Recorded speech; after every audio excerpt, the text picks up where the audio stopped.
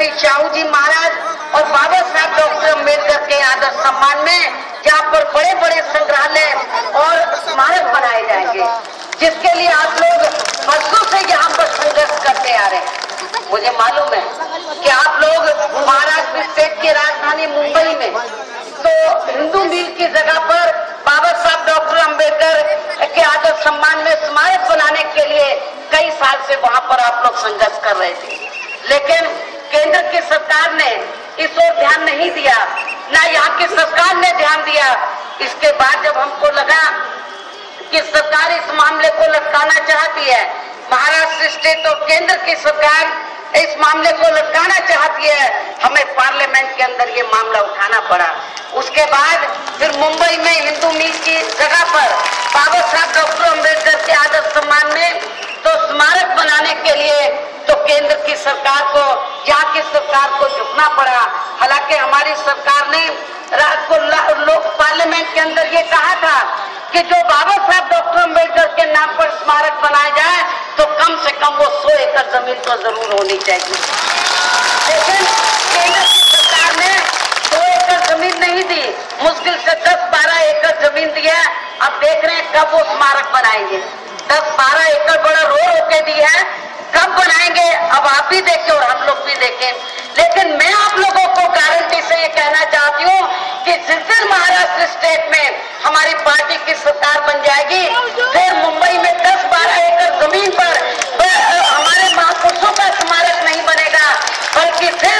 महाराष्ट्र के अंदर महात्मा ज्योतिराव फुले, छत्रपति शाहू जी महाराज और बाबा साहब डॉक्टर अम्बेडकर का, इन तीनों महापुरुषों का फिर यहाँ पर 100 एकड़ से कम जमीन पर स्मारक नहीं बनेगा। इन तीनों महापुरुषों का 100 एकड़ की जमीन पर स्मारक बनाया जाएगा। और जब आपके महाराष्ट्र स्टेट की तरह पंजाब में भी हमारी पार्टी की सरकार बन जाती है, तो इसी प्रकार पंजाब में भी माननीय काशीराम जी के आदर सम्मान से 100 एकड़ से कम जमीन पर वहां पर उनके आदर सम्मान में स्मारक नहीं बने। इतना ही नहीं, आपके महाराष्ट्र स्टेट में जब हमारी पार्टी की सरकार बन जाती है तो आपके महाराष्ट्र स्टेट में जो भी यहाँ स्थानीय समस्याएं होंगी तो फिर उन्हें भी जरूर दूर किया जाएगा। और इस मामले में खास तौर से आपके विदर्भ के क्षेत्र को हर मामले में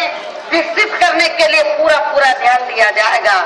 जिसकी अभी तक भी सभी सरकारों में हर स्तर पर उपेक्षा की गई है। इसलिए हमारी पार्टी केंद्र की सरकार से लगातार ये मांग करती आ रही है कि केंद्र की सरकार को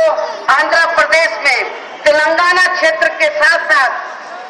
यहाँ महाराष्ट्र स्टेट के विदर्भ क्षेत्र को भी अलग से राज्य का दर्जा जरूर देना चाहिए, वरना ये दोनों क्षेत्र हमेशा ही पिछड़े रह जाएंगे। इसके अलावा आपके स्टेट में हर वर्ष पड़ने वाले सूखे से निपटने का भी स्थायी प्रबंध हमारी सरकार में किया जाएगा। लेकिन इसके साथ साथ आप लोगों को इस बात को भी ध्यान में रखकर अपनी पार्टी की मूवमेंट को